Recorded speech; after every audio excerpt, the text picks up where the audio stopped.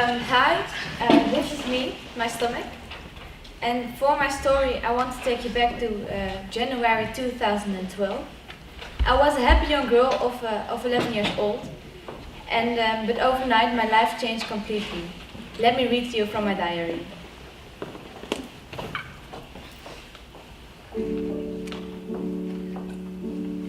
Thursday, January 5th. I was on holiday with my family, and we went out for a dinner. Yum yum, spaghetti. That's my favorite dish. But strangely enough, I was not hungry that evening. Friday, January 6th. I did not sleep well that night. I was sick, very sick, and I had to vomit. Then I developed a very high fever. Not a fever fever, but a real fever. I was rushed to the hospital where it became clear that I had a burst appendix. The doctor explained. The appendix is a small organ between your small and large intestines. It has the shape of a worm and is the size of your pink. But when it's infected, it has the size of your thumb. It has no function. This stupid, useless thing.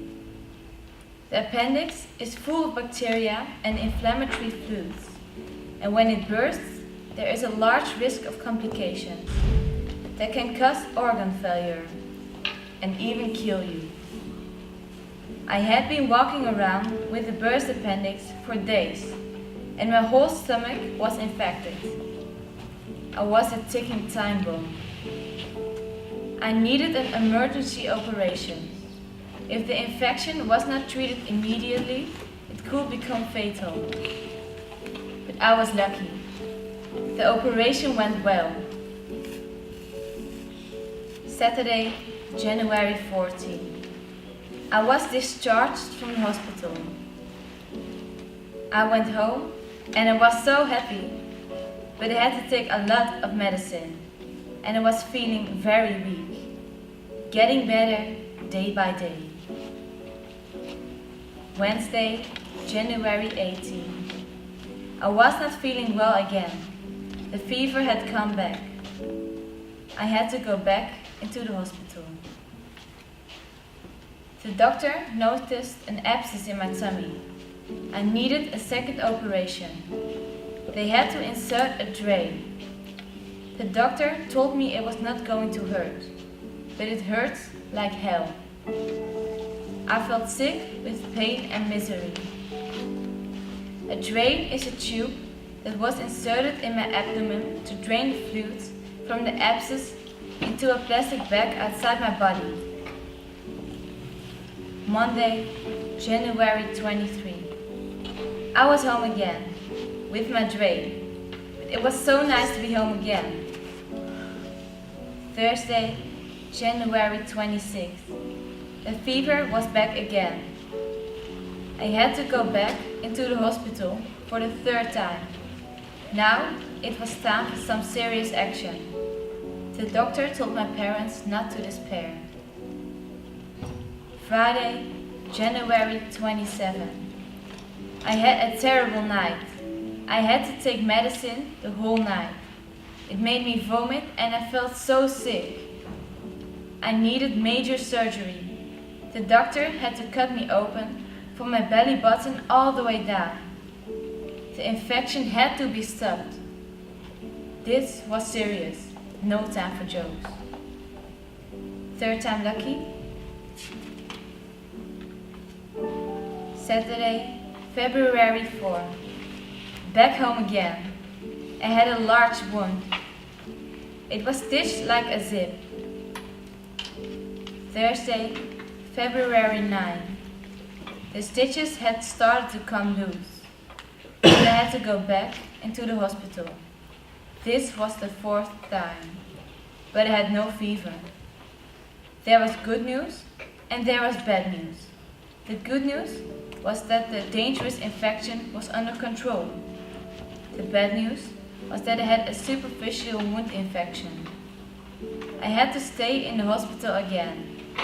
The stitches were removed, and the wound left open to heal by itself. I will not show you the picture of what I look like. I also never watched it myself. Tuesday, February 14. Finally back home. I only had to go back to the hospital for day treatment. Wednesday, March 2.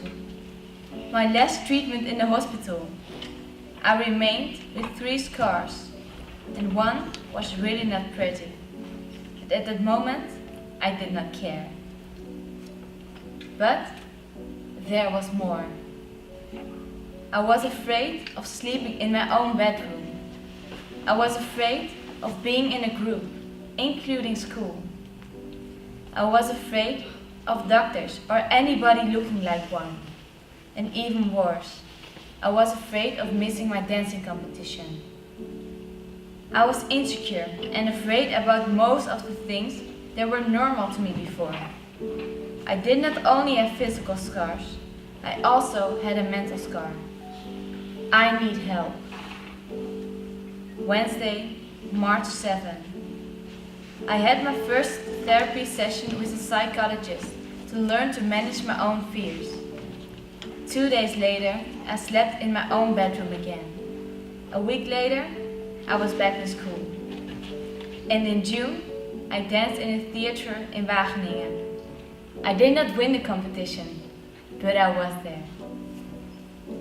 And now, here I am. This stupid appendix was of great use to me. It almost killed me, but I survived. It damaged me badly, but I got help.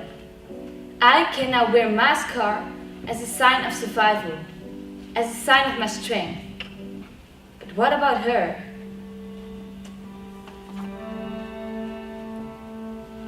Or her? Or her?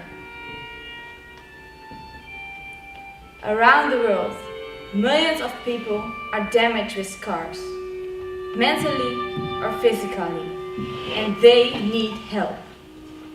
I wonder how many of you are wearing a scar too. If you are damaged, I hope you get help, so that you can wear your scar as a sign of survival, as a sign of your strength.